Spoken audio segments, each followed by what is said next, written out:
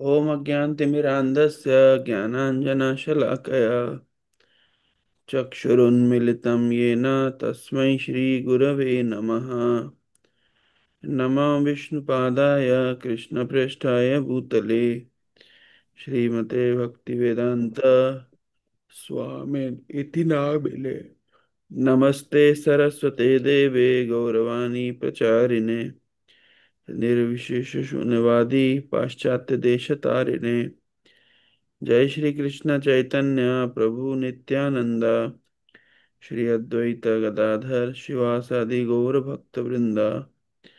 हरे कृष्ण कृष्ण कृष्ण हरे हरे, हरे राम राम राम हरे हरे। हरे कृष्णा। आप सभी का स्वागत है। आज के सत्र में हम लोग भगवत गीता के उन महत्वपूर्ण श्लोकों की चर्चा कर रहे हैं, विशेष रूप से जिनको श्रील प्रभुपाद जी ने कोट किया है।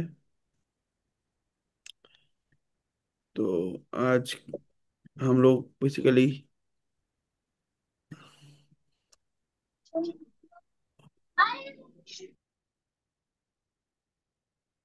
ये सारे श्लोक हम चर्चा कर चुके हैं। सर्वधर्मान् परित्यज्य मामेकं शरणं व्रज, अहं त्वां सर्वपापेभ्यो मोक्षयिष्यामि मा शुचः। जन्म कर्म च मे दिव्यम् एवं यो वेति तत्त्वतः, तत् तत् तत् त्यक्त्वा देहं पुनर्जन्म नैति मामेति सो अर्जुन। बहुनां जन्मनामन्ते ज्ञानवान् मां प्रपद्यते, वासुदेव सर्वमिति स महात्मा सुदुर्लभः। ब्रह्मभूत प्रसन्नात्मा न शोचति न काङ्क्षति, समा सर्वेषु भूतेषु मद्भक्ति लभते पराम। इस सीरीज का पांचवा नंबर श्लोक है। एक, दो, तीन, चार, तो पांचवा नंबर फिफ्थ रैंक पे आ रहा है। मोस्ट कोटेड बाय शिल प्रभुपाद, फिफ्थ रैंक का श्लोक है।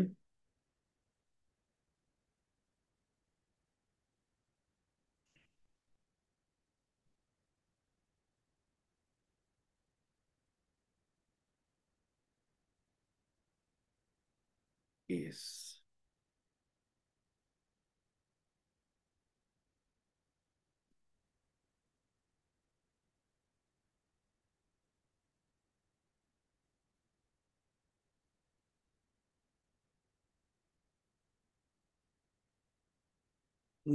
देहिनोऽस्मिन् यथा देहे कौमारं यौवनं जरा, तथा देहान्तरप्राप्तिर् धीरस्तत्र न मुह्यति।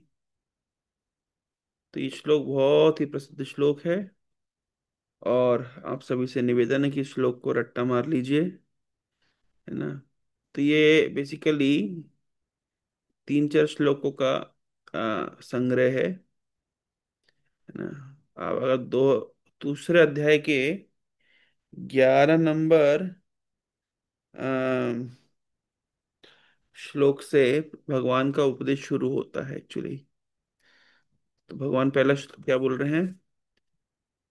अशोच्यान अन्वशोचस्त्वं प्रज्ञावादांश्च भाषसे, गतासून अगतासूनश्च नानुशोचन्ति पंडितः।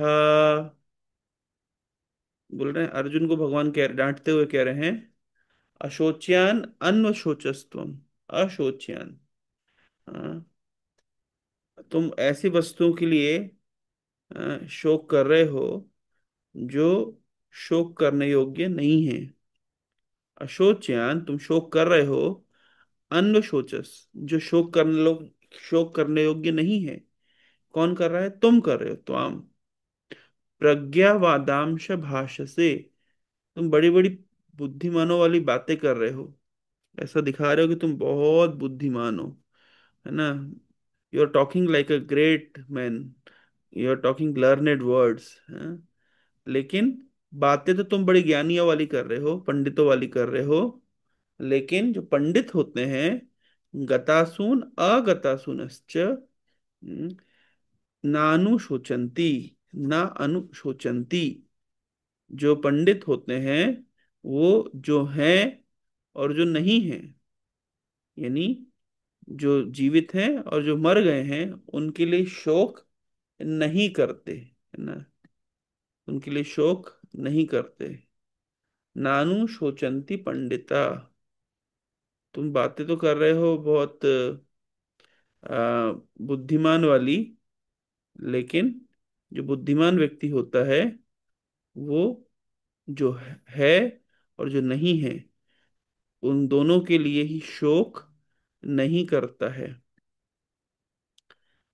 तो भगवान इनडायरेक्टली अर्जुन को क्या कह रहे हैं कि तुम बुद्धिमान वाली बातें कर रहे हो, पर तुम बुद्धिमान हो नहीं, है ना, क्योंकि बुद्धिमान व्यक्ति शोक नहीं करता है।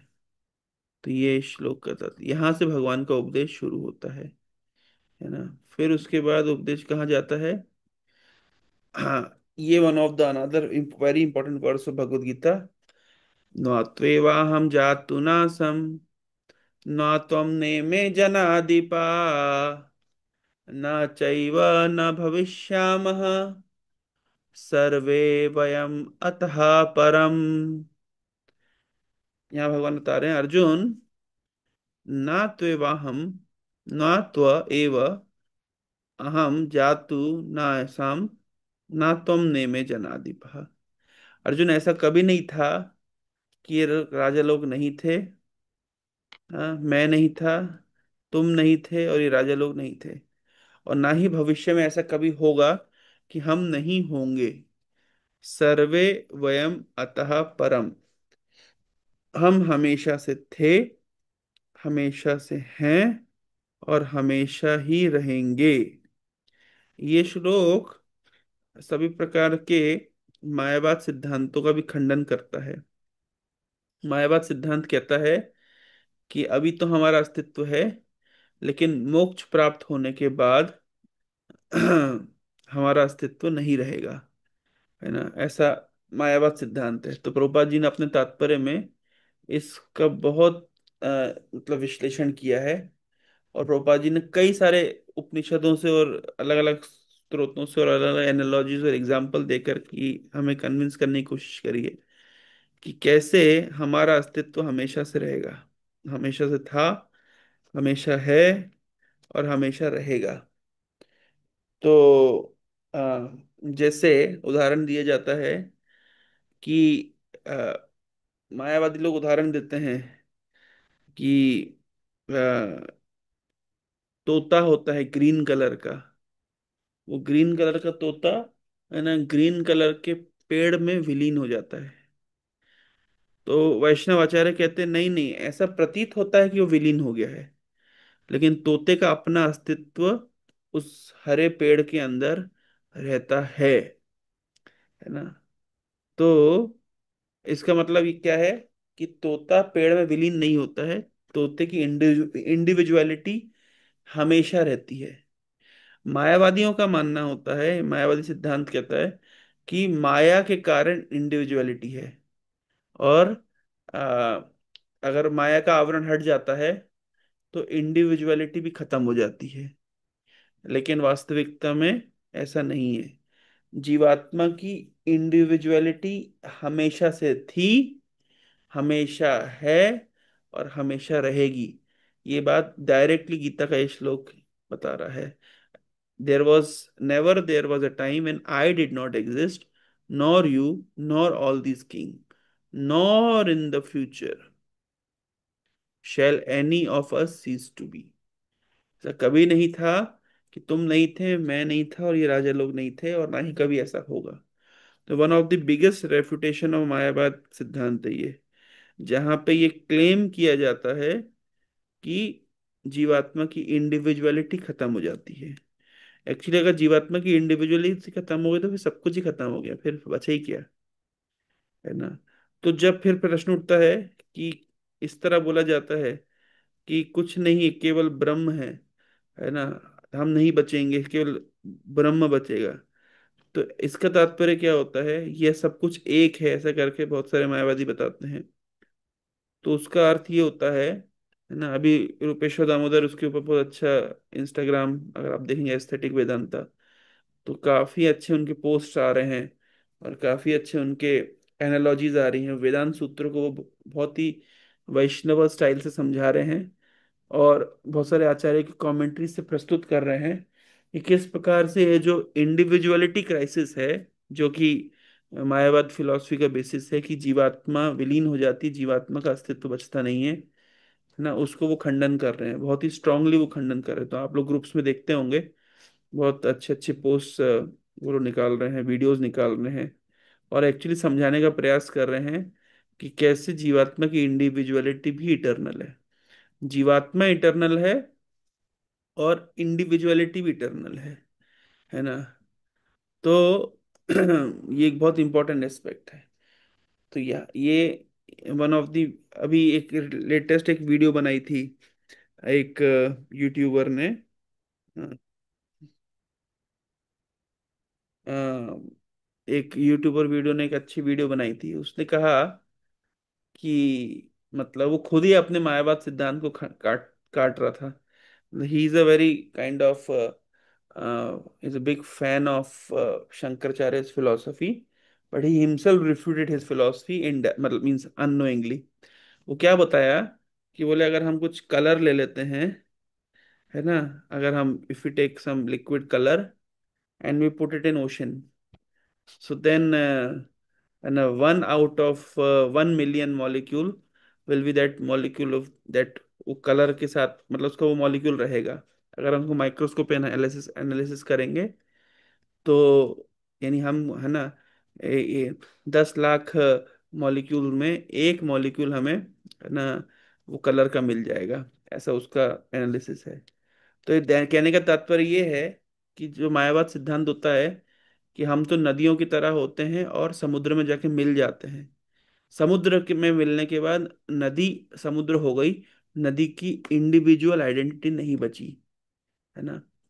लेकिन वो खुद ही वो काटते हुए कह रहा है कि अगर मान लीजिए हम छोटा सा एक एक टेस्ट ट्यूब में कुछ कलर ले लें, ये कलर्ड वाटर ले लें और उसको समुद्र में डाल दें, तो वो केवल क्या होगा, वो डिस्पर्स हो जाएगा पूरे समुद्र में, लेकिन वो कलर्ड मॉलिक्यूल का अस्तित्व हमेशा बना रहेगा।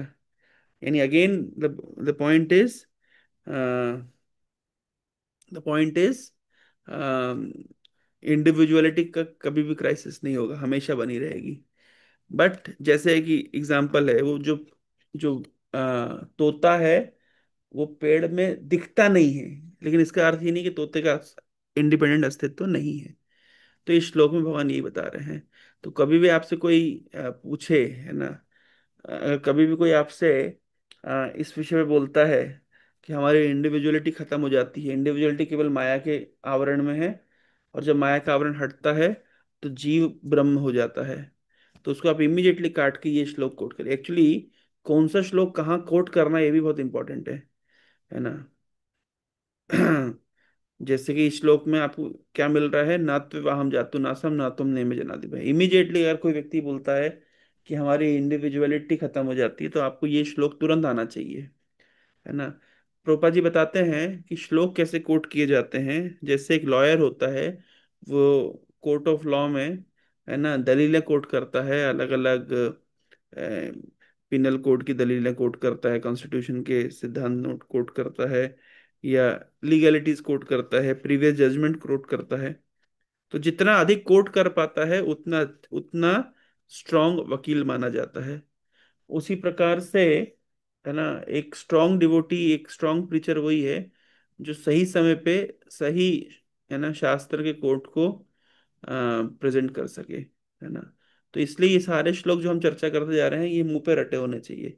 ऑलरेडी हम 5-7 श्लोक चर्चा कर चुके हैं, और और सीक्वेंस ऑफ श्लोक का भी हमने कुछ चर्चा किया है। तो अच्छी चीज ये होगी कि अगर हम इसको मुंह पे रटेंगे, और हमको पता होना चाहिए कि इसको कहाँ प्रयोग करें, है ना। मुंह पे रटा होगा तो आप प्रयोग भी कर पाएंगे। फिर उसके बाद जो one of the most important shloka या most famously quote shloka is देहिनोऽस्मिन् यथा देहे कौमारं यौवनं जरा तथा देहांतर प्राप्तिर्धीरस्तत्र न मुह्यति। तो से बहुत फेमस श्लोक है। ये श्लोक के लिए हमारे पास वो पिक्चर भी है ना। एक ही पिक्चर जो है वो हमको सबको सिखा देती है ना। Body is changing and soul remains same. इसकी जो पिक्चर है, अ, अ, ये वाली पिक्चर है ना। ये वो, अगर आपको बोला जाए ये पिक्चर कैसे कौन सा श्लोक एसोसिएटेड है, तो ये वाला श्लोक एसोसिएटेड है। देहिनोस्मिन यथा देहे कौमारम यौवनम जरा, है ना। तीन स्टेज यहाँ पे दिखा दी। कौमार अवस्था, यौवन मतलब युवा अवस्था, और बुढ़ापा मतलब जरा अवस्था। तथा देहांतर प्राप्ति, उसके बाद क्या होता है, देह का अंतर होता है। जीवात्मा वही बनी रहती है, केवल देह में परिवर्तन होता है। हाँ, और धीर व्यक्ति इसको देख के मोहित नहीं होता। धीर व्यक्ति इन चेंजेस को देख करके मोहित नहीं होता है। मैं सुन रहा था कि मेडिवल एजेस में जो इंग्लैंड की रानी थी, उसने देखा जब पहली बार उसके चेहरे पे झुर्रियां आ गई है तो वो डिप्रेशन में चली गई, है ना। और डिप्रेशन में जाने के बाद में उसने उसने कई प्रकार से अपने चेहरे की झुर्रियों को हटाने का प्रयास किया, और बहुत सारे उसने कॉस्मेटिक्स का प्रयोग किया जिस लेड कंटेंट था जिसके अंदर, है ना, ताकि वो सुंदर दिख सके। और ultimately she died because of lead poisoning, है ना। लेड पॉइजनिंग से कारण ही उसकी मृत्यु हुई। क्यों? क्योंकि वो इतना कॉस्मेटिक यूज करती थी। कॉस्मेटिक वो क्यों यूज करती थी इतना? वो इतनी कॉस्मेटिक इसलिए यूज करती थी कि उसके चेहरे पे झुर्रियां आ गई थी, और ये बात उससे सहन नहीं हो रही थी, है ना। इसका मतलब क्या है ना, वो धीर नहीं है, वो मोहित हो रही है। धीरज तत्र ना मुह्यति, धीर व्यक्ति मोहित नहीं होता है बॉडी के चेंजेस को देख करके, लेकिन जो अधीर व्यक्ति है वो मोहित होता है। तो, है ना, तो धीर व्यक्ति मोहित नहीं होता, कहने का तात्पर्य यहाँ पे ये है। तो वो धीर नहीं थी, उसके पास भी गीता का ज्ञान नहीं था कि the soul remain same but the body is constantly changing. ये चीज उनके पास, ये अंडरस्टैंडिंग उनके पास नहीं है ना। तो धीर व्यक्ति इस प्रकार के चेंज को देख करके मोहित नहीं होता। अच्छा, इसी प्रकार से, है ना, इसी प्रकार का एक और फोटो पिक्चर है ना, आप लोगों ने देखा होगा। वसांसी चिरनानी, अ, एक आपने देखा होगा, the body is a dress and stall live in. एक फोटो मैं आपको दिखा रहा हूँ, बहुत अच्छा। अ, हमारी गीता में वो दिया हुआ फोटो,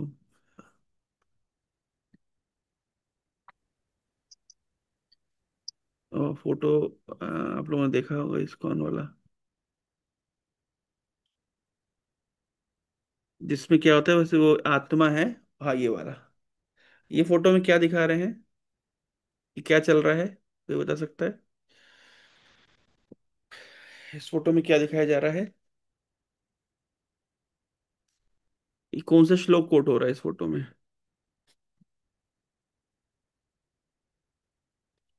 प्रभु जी, बांसुरी जिन्नानि यथा विहाय नवानि गृह्णाति। हाँ, बासाम से चिरणानी यथा विहाय नवानी गृह्णाति नरोपि। जैसे चेन हम खोलते हैं ना, जैसे जैकेट पहनते हैं, तो क्या होता है, हम जैकेट उतारते हैं और दूसरी जैकेट पहनते हैं, या शर्ट उतारते हैं, टी शर्ट उतारते हैं, दूसरी पहनते हैं।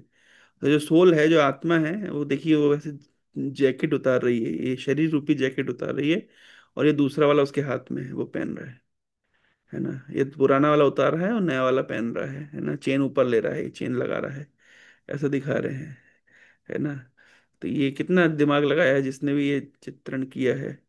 वसाम से जीर्णानि यथा विहाया, जैसे पुराने वस्त्रों को त्याग करके जीवात्मा नए वस्त्र धारण करती है, मतलब जैसे हम पुराने वस्त्रों को छोड़ करके नए वस्त्र धारण करते हैं, जीवात्मा पुराने शरीर को छोड़ करके और नए शरीर को धारण करती है। तो यहाँ पे ये इस इमेज में दिखाया गया है। तो ये दो इमेज एक्चुअली, जब आप प्रीचिंग करते हैं किसी को, तो जनरली क्या होता है, लोग प्रीचिंग करना शुरू करते हैं तो उपदेशबाजी शुरू कर देते हैं। नॉनवेज खाना छोड़ दो, शराब पीना छोड़ दो, ये मत करो, वो मत करो, ऐसा करना चाहिए, वैसा करना चाहिए, तो लोग फ्रस्ट्रेट हो जाते हैं। भगवत गीता में इतने इंटरेस्ट, जब विदेशों में बुक डिस्ट्रीब्यूशन होता है तो वो लोग क्या करते हैं, इमीडिएटली वो ये जो कलर पेजेस हैं, जो फोटोग्राफ्स हैं, वो वाला पॉइंट खोल, सीधे वो वाला खोलते हैं, दिखाते हैं। और इतना अट्रैक्टिव फोटो है, वो लोग अचानक से देखते हैं क्या हो रहा है, ये आदमी बीच में से कट रहा है, क्या चल रहा है ये। तो फिर समझाते हैं कि the body is just like outer dress, और बॉडी केवल एक बाहरी आवरण है, बाहरी ड्रेस है, और हम जो है जीवात्मा है एक्चुअली। पूरी दुनिया की सबसे बड़ी प्रॉब्लम है ये बॉडीली कॉन्शियसनेस, है ना। अभी मैं एक कुछ दिन पहले एक वो सुन रहा था, एक एक जो फेमस वो नहीं है, जो पढ़ाते हैं यूपीएससी पढ़ाते हैं, टीचर, क्या नाम है उनका, विकास दिव्यकृति सर।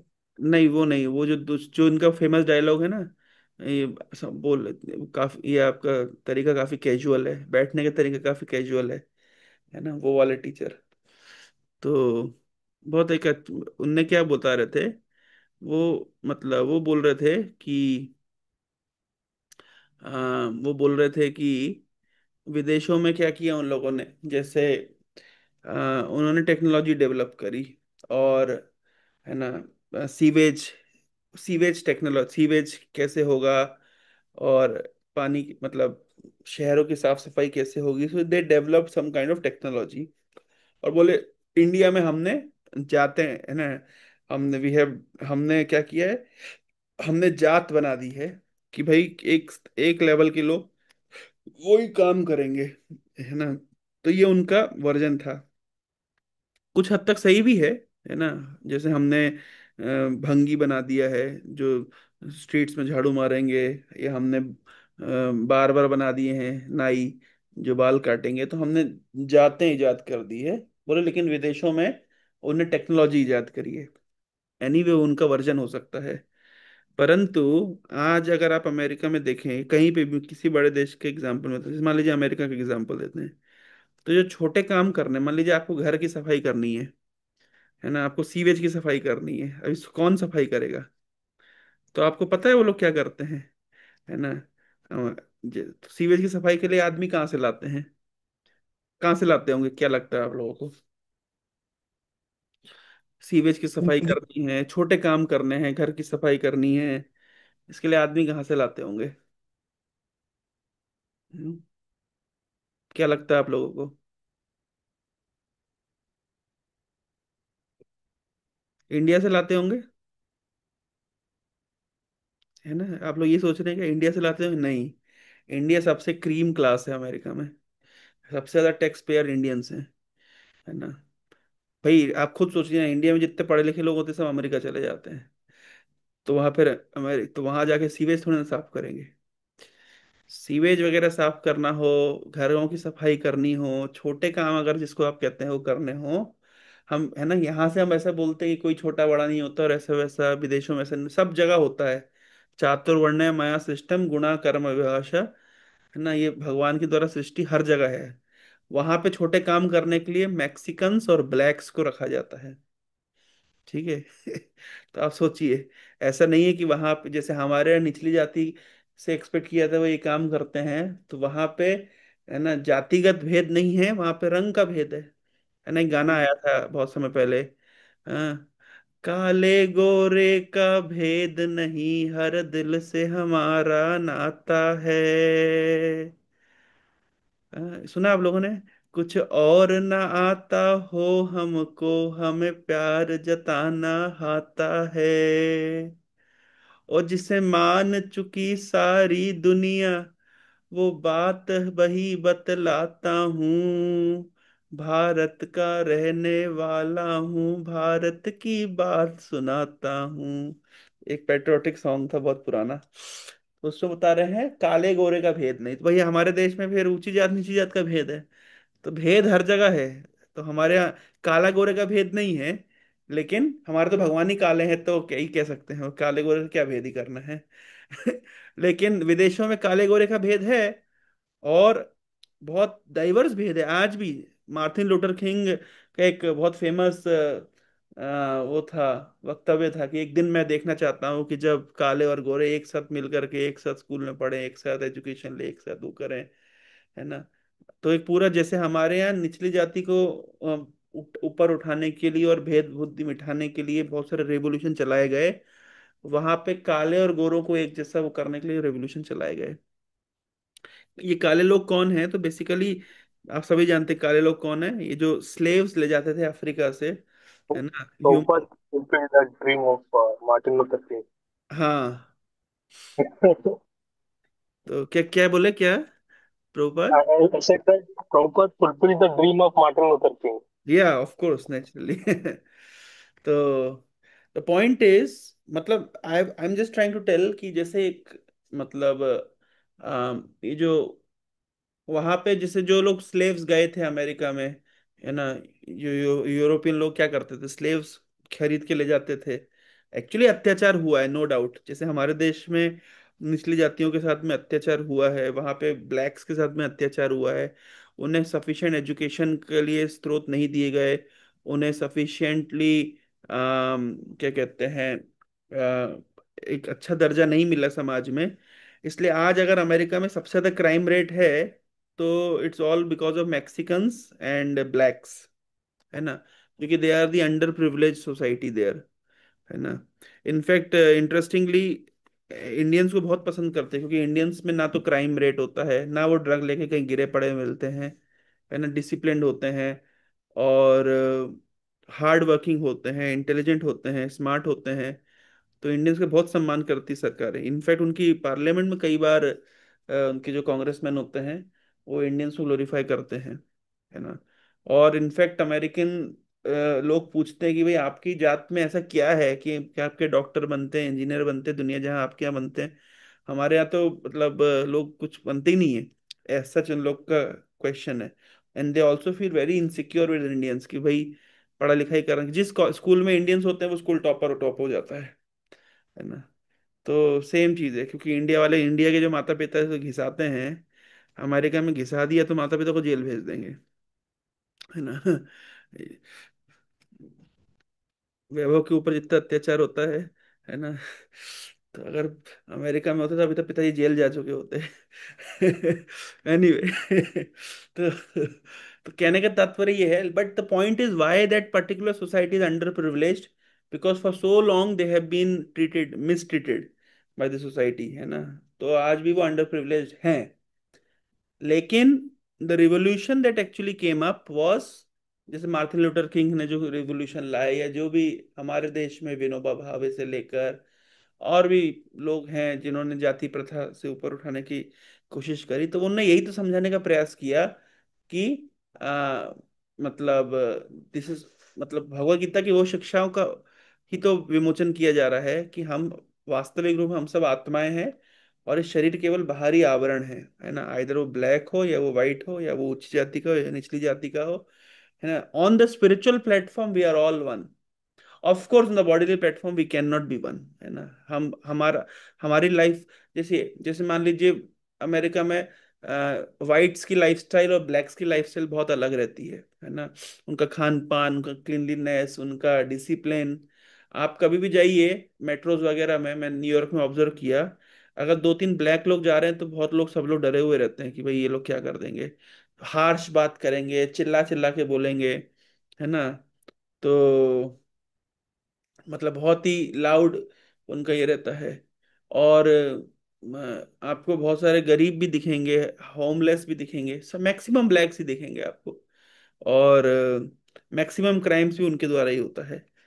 तो spiritually white and blacks are one, but of course materially there are differences, है ना। उसी तरीके से spiritually higher caste and lower caste people, everybody is one, यही भगवत गीता की शिक्षा है। आत्मा के स्तर पे सब एक है, लेकिन शरीरों में अंतर है ना। इसमें आप क्या कहते हैं, मतलब कोई आश्चर्य नहीं है, होता ही है, ये स्वाभाविक है ना। लेकिन भगवत गीता हमें क्योंकि स्पिरिचुअल प्लेटफॉर्म पर लेकर के जा रही है, इसलिए भगवत गीता की शिक्षा इंपॉर्टेंट हो जाती है कि केवल बॉडीज में चेंजेस हैं, है ना, soul remains same. And just like हम कपड़ा पहनते हैं, आत्मा ने शरीर को धारण किया है। तो ये, तो कभी भी आप जब प्रीचिंग करते हैं ना, तो हमें भगवत गीता के इन इन सिद्धांतों को प्रतिपादित करना चाहिए, इनको दिखाना चाहिए। इमीडिएटली इससे क्या होगा, व्यक्ति जैसे ही इन फोटोज को देखता है तो बहुत इंटरेस्टेड हो जाता है कि बहुत अच्छी बातें यहाँ पे दिखाई गई है। और उसके नेक्स्ट श्लोक इमीडिएटली, है ना, भगवान ने जैसे ही पहली बार यहाँ पे बोला कि देहिनोस्मि था देह कौमारम यौवनम जरा, कि हम शरीर नहीं, हम आत्मा है, और शरीरों में परिवर्तन हो रहा है लेकिन आत्मा वही रहती है। तो फिर उसके बाद में, है ना, भगवान ने इमीडिएटली बता दिया कि जो सुख दुख होता है, हानि लाभ होता है, जय पराजय होता है, जो ड्युअलिटी होती है, ये बॉडी के कारण होती है। लेकिन क्योंकि अगर आप स्पिरिचुअल प्लेटफॉर्म पर व्यक्ति को चाहिए कि उनको, जब, है ना, हम वाइडली आत्मा हैं, लेकिन क्योंकि हम बॉडीली कॉन्शियसनेस में हैं, बॉडी के द्वारा अफेक्टेड हैं, तो बॉडी से संबंधित, बॉडी और बॉडी से दो तरह की बॉडी होती है, gross body and subtle body, स्थूल शरीर और सूक्ष्म शरीर। तो बता रहे हैं शीतोष्ण, सर्दी गर्मी, ये किसको असर डालता है, ये ग्रॉस बॉडी को असर डालता है। और जो सुख दुख है, वो सटल बॉडी को अफेक्ट करता है, लेकिन आत्मा इसके द्वारा अफेक्टेड नहीं होती है।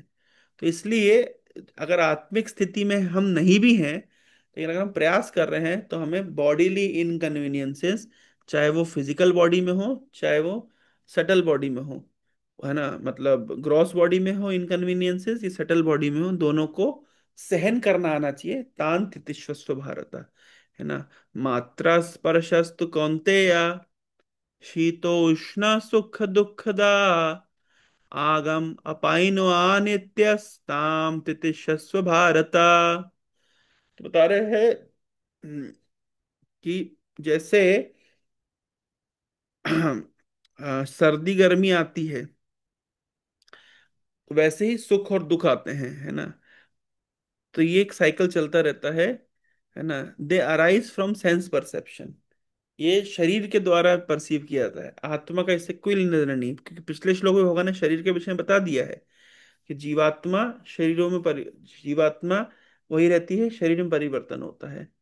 तो शरीर के स्तर पे हम शीतोष्ण सुख दुख का हम अनुभव करते हैं, लेकिन आत्मिक स्थिति में इस प्रकार कोई अनुभव नहीं होता। तो इसलिए भगवान कह रहे हैं इसको सहन करना सीखो, है ना। तो अर्जुन को तुरंत उपदेश दे रहे हैं, अर्जुन तुम सहन करना सीखो। मैं इस श्लोक में सबसे अच्छा क्या मानता हूं, एक तो आ, ये श्लोक इमीडिएटली इस श्लोक के बाद क्यों आया है ना। देहिनोस्मिन था देह के बाद में मात्र स्पर्शस्तु श्लोक क्यों आया होगा, क्या कनेक्शन है दोनों के बीच में। क्यों भगवान ने पहले शरीर आत्मा का अंतर बताए और फिर तुरंत बताए सहन करो, ऐसा क्यों बताए। इसको डिस्टर्ब मत करो, one must learn to tolerate without being disturbed, है ना। ये, है ना, ये यहाँ पे भी धीर व्यक्ति का लक्षण दिया, धीर तत्र न मुह्यति। धीर व्यक्ति वही होता है जो डिल्यूडेड नहीं होता है, जो डिस्टर्ब नहीं होता है, बिविल्डर नहीं होता है इस चेंज से। नेक्स्ट श्लोक में बता रहे हैं कि one must learn to tolerate them without being disturbed. तो धीर व्यक्ति के लक्षण है कि धीर व्यक्ति जब शरीर में परिवर्तन देखता है, तो वो बिविल्डर नहीं होता है। धीर व्यक्ति जब सुख दुख हानि लाभ जय पराजय और सर्दी गर्मी को देखता है, तो वो डिस्टर्ब नहीं होता है, बिविल्डर नहीं होता है। यही धीर व्यक्ति के लक्षण है। धीर मतलब जो धीर है, धीर का उल्टा होता है अधीर। हमारे उज्जैन बेस में एक स्टूडेंट आता था, उसका नाम था अधीर। मैंने कहा तुम्हारे माता पिता ने कैसा नाम रखा है, नाम तो कोई अच्छा रखना चाहिए था ना। अधीर है, ये अधीर है, ऐसे बोल देंगे किसको कैसे लगता होगा अधीर है। तो नाम तो थोड़ा सा माता पिता को सोच के रखना चाहिए ना। अधीर ही नाम रख दिया, हाँ ठीक है, शायद कृष्ण। तो फिर हमने बोला ठीक है, तो फिर कृष्ण को प्राप्त करने के लिए अधीर है, ऐसा बोलेंगे तो फिर चलेगा। लेकिन कम वक्त ऐसा नहीं था, वो कृष्ण को प्राप्त करने के लिए अधीर नहीं था। एनीवे, तो धीर, धीर व्यक्ति जो मोहित नहीं होता है, इस श्लोक में भगवान अर्जुन को दो शब्दों से संबोधित कर रहे हैं, कौन्तेय और भारत। क्यों दो शब्द, इन दो नामों के सिग्निफिकेंस क्या है? भारत बोल करके भगवान अर्जुन को बताना चाहते हैं कि अर्जुन देखो, तुम एक महान वंश से आए हो, भरत वंशी हो तुम। तो महान वंश के व्यक्ति को चाहिए कि वो सहनशील बने, है ना, और सहन करे। महान व्यक्ति को छोटी छोटी चीजों में बेबिल्डर नहीं होना चाहिए। तुम, है ना, तुम बहुत एक तुम्हारा बैकग्राउंड बहुत स्ट्रांग बैकग्राउंड है, तुम एक महान वंश के व्यक्ति हो, अगर छोटी छोटी बातों में से रोने लगोगे तो अच्छा लगता है क्या? है ना। इसलिए भगवान बोल रहे हैं भारत। और कौन्तेय क्यों बोल रहे हैं कि अर्जुन, तुम्हारी माँ कुंती ने जितना सहन किया, तुमको उतना सहन करने के लिए थोड़ी ना कह रहा हूँ। तुम्हारी माँ ने क्या क्या सहन किया है बचपन में मतलब हम जानते हैं कर्ण का जन्म हुआ कुंती के विवाह से पहले। तो लेकिन देखिए कितना मतलब कुंती के ऊपर बीती। तत्पश्चात पांडु महाराज से विवाह हुआ तो पांडु की मृत्यु हो गई। पांच छोटे बच्चों को पालना पड़ा। समाज में मतलब बहुत निंदा हुई। जब वो अपने महल में वापस पहुंचे तो वहां पे लोगों ने प्रश्न पूछा कि ये जो पांच बच्चे हैं किसके हैं, क्योंकि पांडु महाराज को तो श्राप मिला था कि अगर आप स्त्री के साथ समागम करेंगे तो आपकी मृत्यु हो जाएगी। तो ये पांच बच्चे कहाँ से आए, लोगों ने प्रश्न पूछा। मतलब कितना उनके ऊपर आरोप लगाए गए होंगे। फिर तो वो बेचारे व्यासदेव को आकर के टेस्टिमोनी देनी पड़ेगी, नहीं नहीं कुंती शुद्ध है और इन देवताओं के द्वारा पुत्र प्राप्त हैं, जो भी है। लेकिन इतना सहन करना पड़ा। फिर उसके बाद में अपनी ही आंखों के सामने अपने बच्चों को घर से बाहर निकाल दिया गया, आग से जलाने का प्रयास किया गया, भीम को विष देने का प्रयास किया गया। कई प्रकार के संघर्ष हुए। फिर आंखों के सामने ही उनकी पुत्र वधु का मतलब चीरहरण हुआ। फिर बाद में महाभारत का युद्ध हुआ, आंखों के सामने ही देख रहे हैं। तो उनके परपौत्र अभिमन्यु की मृत्यु हुई। तो कितना कुछ कुंती ने देखा, कितना सहन किया। तो भगवान अर्जुन को क्या बोल रहे हैं, कौंतस्य कौंतेया, कौंते कुंती के पुत्र बोलने का अर्थ क्या है? कह रहे तुम्हारी माँ ने इतना सहन किया है, तुम थोड़ा सहन नहीं कर सकते क्या? हाँ? इस तरीके से भगवान अर्जुन को उत्साहित कर रहे हैं। तो कभी कभी व्यक्ति को उसके जो वंशावली याद दिला देते हैं, है ना, तो उससे उसका क्या है, मनोबल बढ़ता है। तो भगवान अर्जुन को उसकी वंशावली याद दिला रहे हैं, तुम कुंती के पुत्र हो, तुम भरतवंशी हो, तुम थोड़ा सहनशील बनो। शरीर में आने वाले परिवर्तनों से क्या कहते हैं, मतलब परेशान मत हो। हम देखते हैं लोग किसी किसी व्यक्ति से इतना आसक्त हो जाते हैं और वो व्यक्ति की मृत्यु हो जाती है या वो व्यक्ति दूर हो जाता है, या, है ना, तो व्यक्ति बिबिल्डर हो जाता है, मोहित हो जाता है, बहुत परेशान हो जाता है। उसका कुछ भी क्या कहते हैं ये नहीं बचता रहता है, क्या बोलते हैं उसको, सोबेरिटी नहीं रहती कुछ।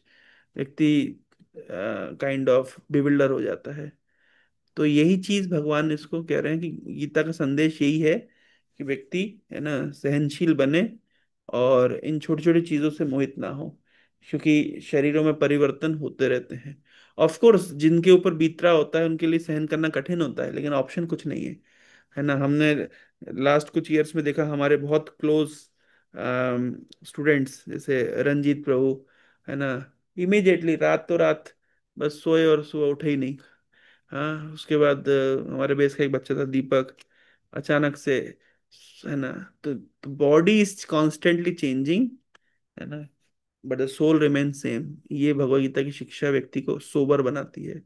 हालांकि, है ना, इन शिक्षाओं का प्रयोग दूसरे के ऊपर नहीं करना चाहिए। है ना, पता चले कोई व्यक्ति दुख में है और जा करके हम दे सकते हैं उपदेश, डिपेंड करता है। लेकिन ये हमारे हमारी सोवेरिटी के लिए है ना। नहीं तो लोग क्या करते हैं कि शास्त्रों की शिक्षाओं को दूसरों के ऊपर ज्यादा प्रयोग करते हैं और खुद के ऊपर कर नहीं पाते हैं। एक्चुअली शास्त्रों की शिक्षा अपने ऊपर प्रयोग करने के लिए। एनीवे, तो ये बहुत फेमस श्लोक है, देहि नोस्मिन यथा देहे। कभी भी आपको अगर किसी को प्रीचिंग करनी है तो आत्मा के विषय में, तो ये पूरा सीरीज ऑफ श्लोक है, 2.13 से लेकर 2.30 तक, 2.13 से लेकर 2.30 तक पूरा आत्मा का ही विश्लेषण किया गया है ना। तो अब हम एक और श्लोक चर्चा करेंगे। ये बड़ा मजेदार श्लोक है। तो यस,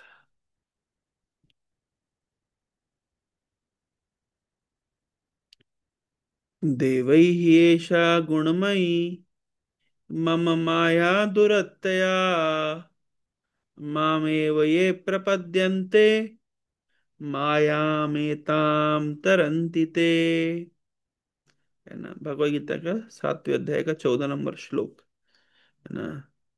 तो ये one of the most famous श्लोक है। भगवद गीता में दो शिक्षाएं हैं। एक है ना, जीवात मतलब आत्म तत्व विज्ञान, और दूसरा है भगवत तत्व विज्ञान। ये दो चीज हमेशा पता होनी चाहिए हमें। आत्म तत्व विज्ञान का अर्थ होता है आत्मा के संबंधित ज्ञान, और भगवत तत्व विज्ञान का अर्थ होता है भगवान से संबंधित ज्ञान। ये दो ही चीज गीता का उपदेश। कई बार क्या होता है कि आत्म तत्व विज्ञान यानी आत्मा के विषय में तो लोगों को पता होता है, जैसे शरीर में परिवर्तन होता है, आत्मा वही रहती है ना। और अ, व्यक्ति को चाहिए कि सुख दुख हानि लाभ जय पराजय, डुअलिटी ऑफ दिस वर्ल्ड, उसको सहन करे, है ना। ये भी पता होता है लोगों को। तो और आत्मा एक शरीर छोड़ने से दूसरे शरीर धारण करती है। हम वैसे ही अपना शरीर छोड़ते हैं, जैसे अ, हम पुराना कपड़ा हम पुराना कपड़ा छोड़ के नया कपड़ा पहनते हैं, वैसे ही आत्मा पुराना शरीर छोड़ के नया शरीर धारण करती है। ये सब कहलाता है आत्म तत्व विज्ञान, है ना। ये सब आत्मा से संबंधित ज्ञान है।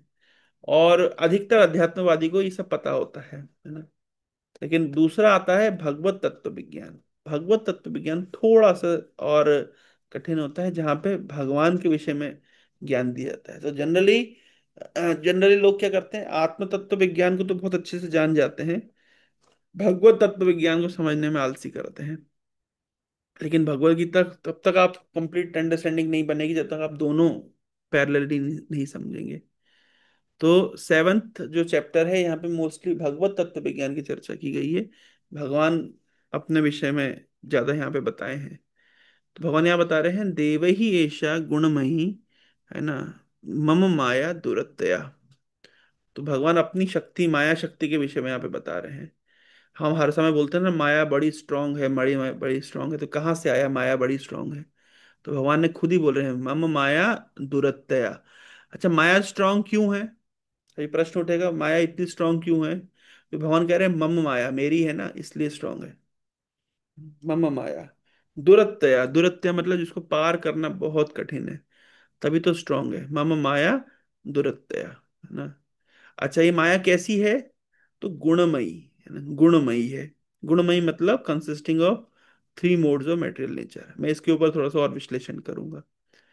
तो और देवई मतलब देवई मतलब डिवाइन। डिवाइन क्यों है? क्योंकि मेरी है ना। मतलब माया भी भगवान की शक्ति है। कहने का तात्पर्य ये है माया शक्ति भगवान की ही है। अच्छा, भगवान की ही माया शक्ति है, अच्छा क्या करती है? भगवान को ही छुपा देती है। कोई एनालॉजी? भगवान की ही शक्ति है, लेकिन भगवान को ही छिपा देती है। कोई एनालॉजी? क्लाउड। प्रभु जी, जैसे कि बादल, बादल सूर्य के कारण बना हुआ था, फिर भी सूर्य को ढक लेता। यस, एक्चुअली बादल, प्रोपा जी एग्जांपल देते हैं कि बादल सूर्य की ही शक्ति है। सूर्य ही बादल को, है ना, क्या करता है? सूर्य ही बादल बनाता है ना। सूर्य कैसे बादल बनाता है? सूर्य कैसे बादल बनाता है? सूर्य भाप बनाता है, राइट। इवेपोरेट करता है, पानी इवेपोरेट होने से फिर ऊपर जाके बादल बन जाता है। अच्छा, यानी बादल सूर्य की ही शक्ति है। अच्छा, अब अगर बादल सूर्य की शक्ति है, तो क्या करता है? बादल सूर्य को ढक देता है। लेकिन एक्चुअली में बादल सूर्य को नहीं ढकता है। बादल किसको ढकता है? बादल हमारे विजन को ढकता है। हम सूर्य को नहीं देख पाते। तो ये सबसे परफेक्ट एनालॉजी है माया क्या होती है उसको समझाने के लिए। माया भगवान की ही शक्ति है, जैसे बादल सूर्य की ही शक्ति है। लेकिन माया क्या करती है? हमारे विजन को ढक देती है, तो हम कृष्ण को नहीं देख पाते हैं। माया कृष्ण को नहीं ढक सकती है, क्योंकि माया अगर कृष्ण को ढक देगी तो फिर इसका मतलब माया कितनी स्ट्रॉन्ग बड़ी हो गई कि जो कृष्ण को ढक दे रही है। क्या कोई भी दुनिया में ऐसा बादल है जो सूर्य को ढक सकता है? यहां से प्रतीत होता है कि हाँ, बादल ने सूर्य को ढक दिया है। लेकिन जब अगर आप हवाई जहाज में रहते हैं और बादलों के ऊपर चले जाते हैं, तब आप क्या देखते हैं?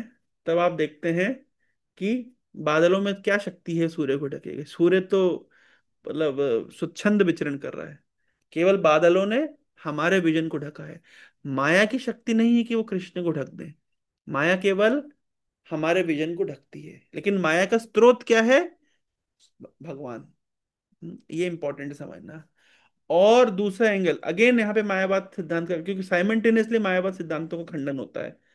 मायावादियों का विचार होता है कि माया कृष्ण को ढक देती है, क्या या ऐसे बोलते हैं कि एक्चुअली हम कृष्ण ही हैं हम, लेकिन केवल माया के कारण अपने आप को अलग समझ रहे हैं। ऐसा उनका विचार होता है।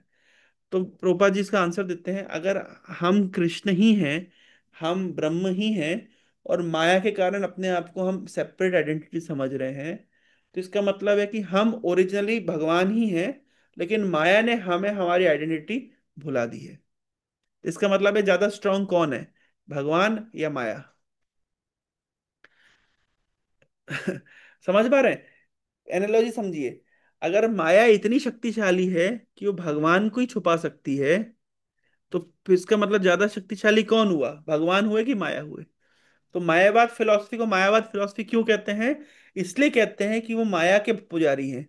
माया के पुजारी क्यों है? क्योंकि उनका मत क्या है कि माया भगवान से भी ज्यादा शक्तिशाली है ना? तो लेकिन वैष्णव दर्शन है कि नहीं नहीं, भगवान सर्वशक्तिमान है। माया भगवान से ही जनित होती है, लेकिन माया केवल जीव के विजन को ढक देती है ना? तो इसलिए इसको बोला गया मम माया दुरत्यया। दुरत्या मतलब पार करना जिसको कठिन है। अच्छा, माया का कॉम्पोजिशन क्या है, किससे बनी है माया? तो बोल रहे हैं गुणमयी, है ना? गुण शब्द का अर्थ क्या होता है, कोई बता सकता है? गुण शब्द का अर्थ क्या होता है? इनविजिबल रोप जो में बांधता है। हाँ, देखिए, गुण मतलब एक इस प्रकार, अच्छा कोई ऐसा श्लोक है, मैं आप लोग को चैतन्य चेतामृत का एक श्लोक दिखाता हूं जहां पे गुण शब्द का प्रयोग हुआ है। कृपा।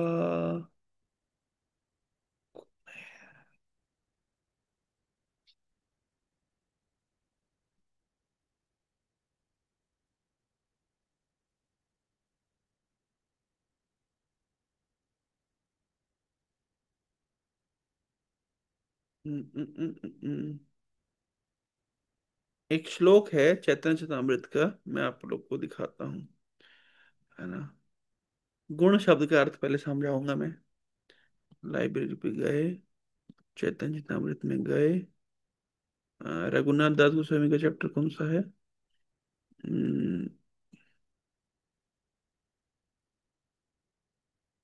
यस, ये ट्रांसलेशन पढ़ रहे हैं। फर्स्ट टेक्स्ट का ट्रांसलेशन पढ़िए।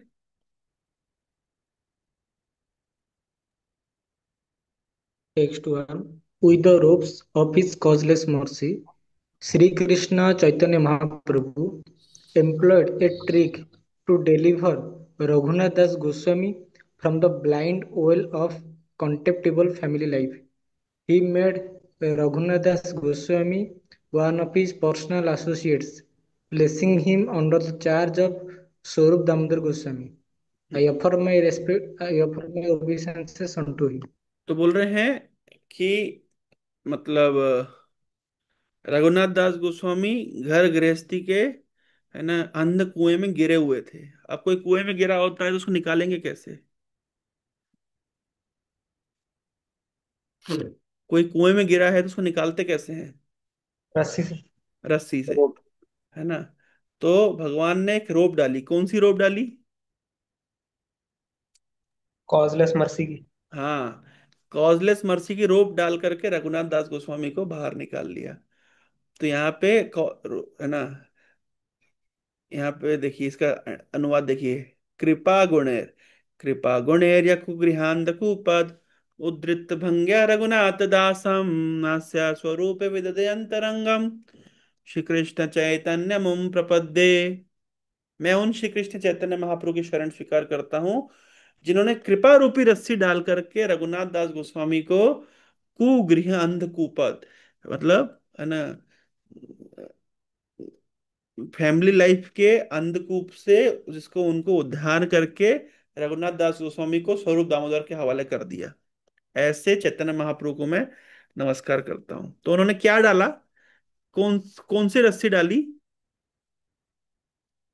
कृपा रूपी रस्सी डाली। तो यहाँ पे रस्सी को क्या वर्ड दिया गया है? देख पा गुण। रहे? गुणेर, है ना? समझ पा रहे हैं? तो तो कृपा रूपी रस्सी। अच्छा, कृपा वाली रस्सी जो है वो रस्सी क्यों नहीं, रज्जू क्यों नहीं बोल रहे, गुणे क्यों बोल रहे हैं? क्योंकि वो ऐसी गुण ही माने ऐसी रस्सी जो है तो रस्सी लेकिन विजिबल नहीं है, इनविजिबल है ना? आप लोग वो फेमस फोटो देखते हैं ना, three mode of material nature. ये जो फेमस फोटोग्राफ आप हम लोग कई बार देखते हैं, ये इधर पे तो उन लोगों ने फोटो दिखाई है। क्या दिखाई है फोटो में? क्या दिख रहा है? कि हम लोग, ये जीवात्मा जो है वो इन रस्सियों से बंधी हुई है पपेट की तरह। पर यहाँ रस्सियां दिख रही है, लेकिन आइडियली ये कैसी रस्सियां होती हैं? इनविजिबल रस्सी होती है। तो ये जो थ्री मोड्स हैं, ये क्या है? इनविजिबल रस्सी है। तो बोल रहे हैं, भगवान बोल रहे हैं कि मेरी जो माया शक्ति है वो गुणमयी है, तीन गुणों की बनी हुई है। और ये जो तीन गुण है ये दिखाई नहीं देते हैं, लेकिन ये हमेशा एक्टिव रहते हैं। गुणमयी देवी ऐसा, गुणमयी, गुणमयी मतलब कंसिस्टिंग ऑफ थ्री मोड्स। और गुण शब्द का अर्थ क्या होता है? इनविजिबल रोप्स, ऐसी रस्सियां जो बांधती है ना? हम सबका अनुभव है कि कैसे हमें प्रकृति के तीन गुण बांधते हैं। इसके ऊपर कोई मैंने प्रवचन की आवश्यकता नहीं, हर व्यक्ति समझता है कि कैसे हम बंधे हुए हैं। और कैसे हम फ्री नहीं हैं। तो बंद किसने बांधा है? भगवान की माया शक्ति ने बांधा है। ये माया शक्ति कैसी है? गुणमयी है। और क्या इसको पार करना बहुत सरल है? नहीं नहीं, दुरत्या, बहुत कठिन है। लेकिन, है ना, but terms and condition applied क्या है? माम एव ये प्रपद्यन्ते माया एताम तरंती ते। लेकिन जो मेरी शरण स्वीकार करते हैं, है ना, वो माया को आसानी से पार कर जाते हैं। तो ये भगवान भगवत गीता का संदेश दे रहे, सिंपल सा श्लोक है कि पार करने का क्या सूत्र है। कोई व्यक्ति पूछे, भाई बताओ प्रकृति कहाँ लिखा है कि भगवान की माया शक्ति स्ट्रांग है? तो मम माया दुरत्या। माया शक्ति काय की बनी हुई है? गुणमयी। माया शक्ति भगवान की है ना, देवई ऐसा। और कैसे इसको पार करेंगे? माम एव प्रपद्यन्ते माया एताम तरन्ति ते। सीधा सीधा सूत्र है। तो अभी क्वेश्चन आंसर किस में होगा? अभी संस्कृत में क्वेश्चन आंसर होगा। क्वेश्चन पूछा जाएगा, आपको आंसर देना है। बताइए कौन से श्लोक में बताया गया, क्या कैसे समझें कि शरीर और आत्मा की क्या एनालॉजी दी गई है? तो बस आम से जिंडानी, है ना? शरीरों में परिवर्तन होता है, आत्मा वही रहती है, देहिनोस्मिन यथा देहे। कहाँ लिखा गया है कि हम हमेशा थे, हमेशा हैं, हमेशा रहें? गीता में लिखा गया है, ना तो हम जातु ना तुमने में जना दिवा, है ना? व्यक्ति को कितना सहनशील, किस चीजों से सहनशील होना चाहिए? तो संसार की ड्युअलिटी से, मात्र स्पर्शस्तु कौन्तेय शीतोष्ण सुख दुखदा। भगवान की माया शक्ति कैसी है उसके विषय में कहाँ वर्णन किया गया है? इमीडिएटली माया वर्ड आते ही ये श्लोक आना चाहिए याद में। ये भी one of the aspects, one of the limbs of surrender है। प्रपद्यन्ते, शरणागति, एक बहुत बृहद टॉपिक, एक बड़ा टॉपिक है। लेकिन एक इमीडिएट इफेक्ट है कि जैसी माया शब्द आए तो आपके दिमाग में ये श्लोक आ जाना चाहिए, देव ईश गुण गई मां माया दुरत्या।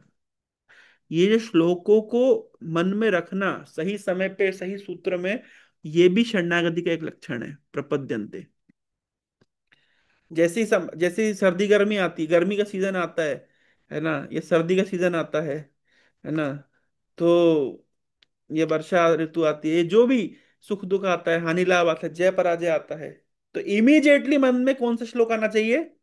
मात्र स्पर्शस्तु कौन्तेय।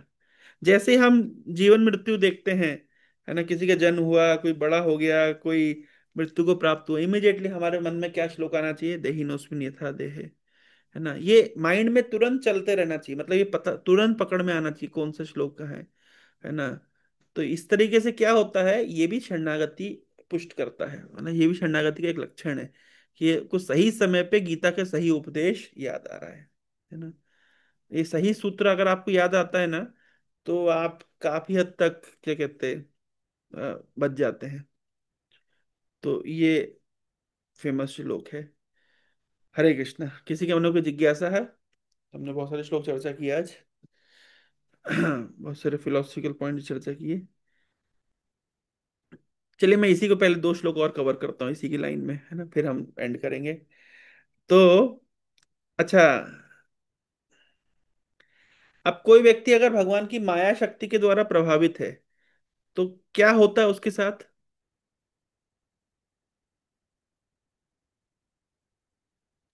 लिंक समझिए, श्लोक का श्लोक को लिंक। भगवान को हाँ भगवान को नहीं देख पाता। हाँ, देखो, भगवान कह रहे हैं कि मेरी माया शक्ति बहुत स्ट्रांग है, और उसको पार करना बड़ा कठिन है, लेकिन जो मेरी शरण लेते हैं तो वो आसानी से पार कर जाते हैं। तो इमीडिएट आपके मन में प्रश्न क्या उठेगा? कैसे सरेंडर करना? अच्छा, और इमीडिएटली प्रश्न उठेगा, क्या ऐसे भी कोई लोग हैं जो सरेंडर नहीं करते? अगर इतना ही सरल है माया को पार करना, है ना, अगर इतना ही सरल है माया को पार करना, तो क्या सच में ऐसे लोग भी एग्जिस्ट करते जो भगवान को सरेंडर नहीं करते? अगर इतने ही सरल है माया को पार करना, कैसे माया पार होती है? भगवान की शरण लेने से पार हो जाती है।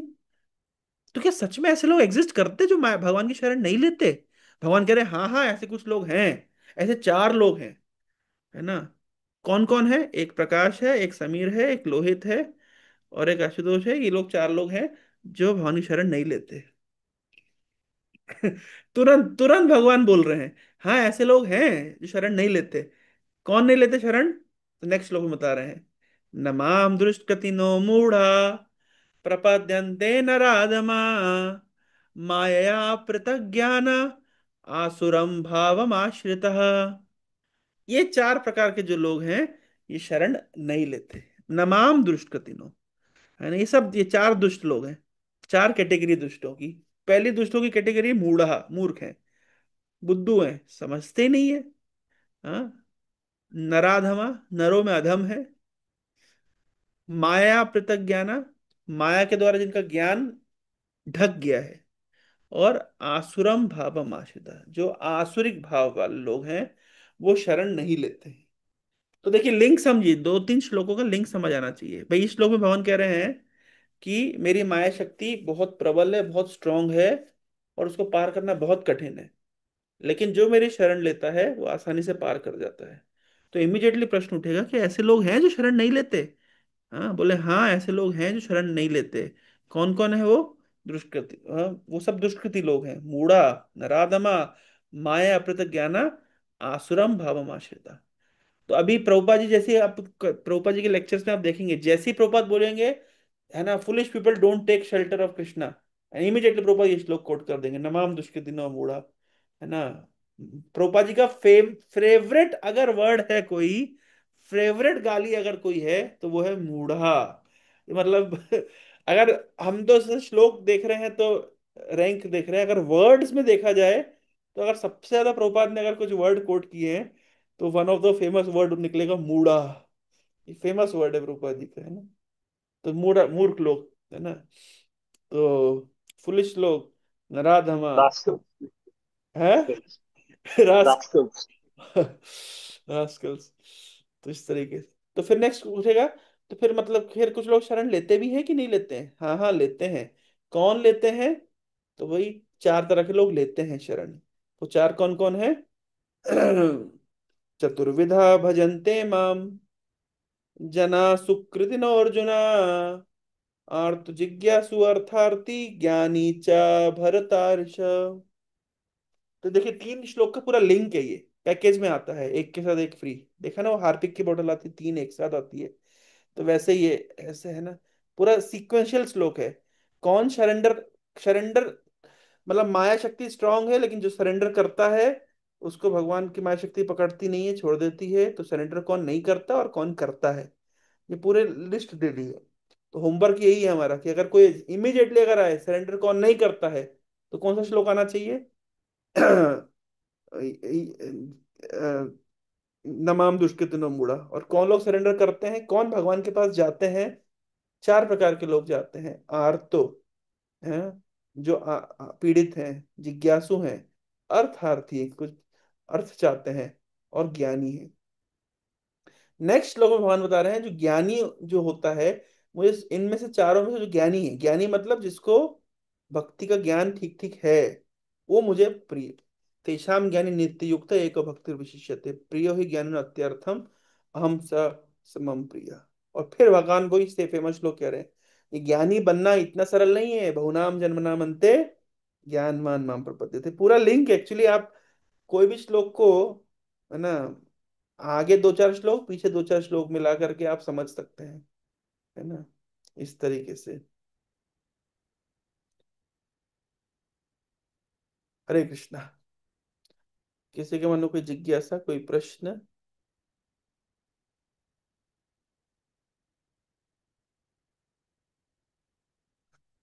आई गेस क्लियर हो गया। तो हमने बहुत सारे श्लोक चर्चा करते जा रहे हैं, है ना। तो मैंने प्रोटी ऐसे दो तीन बना, मतलब मैं अभी रिसेंटली ऐसे ही बना था, मतलब टू क्वेश्चन टू लिंकेज थोड़ा इजी रहेगा। हाँ, जैसे लिंक लिंक एक, करने से बहुत क्लैरिटी आ जाती है ना। जैसे हाउ टू मेडिटेट, तो 7.1 में वो बताएंगे, वो मैं ये सब मना पाता हूँ। हाँ, तो ऐसे और एक काम करो ना समीर ब्रो, एक एक पूरा क्वेश्चन बनाओ, है ना, पूरा वन वन लाइनर क्वेश्चन, है ना, मेडिटेट कैसे करना चाहिए, तो मैं ही आ सकता मना पा रहा था। जैसे who can become a devotee, तो उसके बाद वाला 7.3, हम्म। मनुष्य नाम सर्वश्रेष्ठ कश्चित् सिद्ध है। मैं वैसे ही करा तो वो मजेदार है। मतलब इट्स रिकॉलिंग, मतलब at the very point if you don't remember there is no point in. हाँ, तो एक्चुअली में यही होता है, अगर हमको कॉन्टेक्स्ट पता है तुरंत हम श्लोक, एक्चुअली प्रवचन भी देना होता है किसी को, तो आप श्लोक कोट करते हैं, it's far more powerful than just coating the words, just coating the statements. Immediately अगर आप श्लोक कोट कर देते हैं तो उसकी वैल्यू बहुत अधिक होती है ना। एंड देयर फॉर ऑल इसलिए Prabhupada was very much kind of, हमारे गुरु महाराज बताते हैं जब पहली बार वो मायापुर गए थे, it was the first time, तो he saw one white bodied devotee. He was sitting and giving class at Mayapur. So it was his first interaction. And Guru Maharaj कहते हैं जब मैं उनको देखा पहली बार, तो I just he was just quoting श्लोक one after another. So I was completely amazed how these white bodied people they are quoting shlokas of Bhagavad Gita. I was really amazed. And then Guruma said, later I found that he knew only 7, 8 verses from Bhagavad Gita. That's all. But he was quoting in such a way that it appeared that he was very a scholarly devotee. So one of my friend is his name is Bibhav. So he's expert in what he does is like he always remember one line of the shloka. So he doesn't remember all the shlokas or full shloka. He simply says Sarva Dharman Parityajya. Namam Drishkati no Mudha. He'll simply say like this with such great conviction. He'll quote as if he's a great scholar.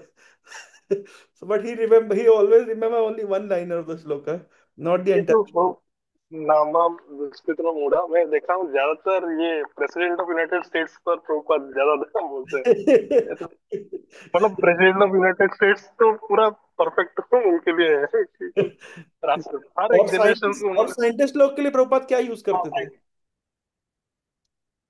Scientist लोग के लिए science Prabhupada में क्या use करते थे? हम्म? Prabhupada use exactly. करते थे माया अपृथक ज्ञान। फॉर साइंटिस्ट, फॉर फिलोसफर्स, है ना, माया अपृत ज्ञान प्रभुपाद का फेवरेट फ्रेज था। तो एक्चुअली में ये गीता के कम से कम 40-50 श्लोक अगर अपने को याद है, तो मतलब बहुत अच्छा ट्रेजर है। बहुत ज्यादा नहीं, कोई 700 श्लोक याद करने की जरूरत नहीं है, लेकिन अगर ये 40-50 श्लोकों का हमको अंडरस्टैंडिंग है। उसका मतलब जैसे प्रभुपाद के लेक्चर, मतलब like Prabhupada started at 55 years of age, and मतलब दिस इज, इससे तो वेरी मच इम्प्रेसिव कि मतलब फिजोलनेस, मतलब भक्ति सिद्धांत सरस्वती ठाकुर का एजमेंट बेस पूरा मर्सी रहा होगा, वरना someone starting at 55 when your knowledge, मतलब absorbing capacity goes down in everything. तो वन मिनट क्वेश्चन की कैसे याद रख सकते हैं, this is the thing that what is तो मतलब। एक्चुअली प्रभुपाद पहले से याद किया, ऐसा नहीं कि 55 की एज में जाके याद करना शुरू किए। प्रभुपाद लीलामृत का जो फर्स्ट पार्ट है, उसका उसका नाम है लाइफ टाइम इन प्रिपरेशन, है ना।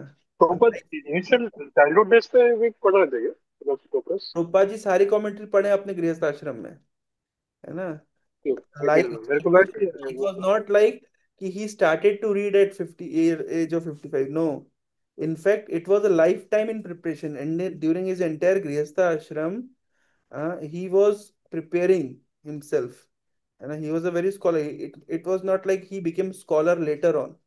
He was completely kind of like whatever free time he used to have, he used to read and he used to memorize. So that is all. So therefore, the proper Lilamrit first part is lifetime in preparation, and then he went out for preaching at the age of at the advanced age. But the preparation was going on. This is one thing, and या सो shlokas memorise करना बहुत powerful होता है। अभी देखिए पूरे उड़िया जगन्नाथ संस्कृति समाज में डर का माहौल है जब से प्राणेश्वर कृष्ण प्रभु के वीडियोस आया है। सब डरे हुए हैं, घबराए हुए हैं। अभी कोई ओटीवी वाले ने अपना डिबेट इंटरव्यू के लिए फोन किया, अभी इंटरव्यू कैंसिल कर दी, बोले नहीं हम नहीं कर रहे इंटरव्यू, क्योंकि करने के उनका वो डरे हुए हैं वो इंटरव्यू बोले अभी कोई आंसर नहीं दे सकते कि द वे ही श्लोक कोटिंग श्लोकास एंड, है ना, इस तरीके से सब के अंदर डर का माहौल है। तो ये होना चाहिए। तो that is what it is expected from ISKCON devotees ये एटलीस्ट। चीज आपने जो बोला ना कि लाइक जो मार्टिन लूथर किंग था, ये लोग सब they just keep on speaking proper did everything like Martin Luther king जो आपने बोला ना कि he had a dream of uniting the blacks and right. whites। कोई अगर बुद्धिमान लगाएगा कि देखेगा कहाँ पे व्हाइट और ब्लैक बैठे हैं एक साथ बैठे हैं without having any tussle, it's an is and United Nations इतना झंडा गाड़ दिया है, लेकिन where all the countries people sick without fighting Mayapur temple, it's like that. हमारे प्रजल्पा ग्रुप में अच्छे अच्छे ये आता है ना। आप लोग देखते हैं क्या? आप लोग हैं प्रजल्पा ग्रुप में? वो कमला तो Dalai Lama, you saw him? They called him Dalai Lama.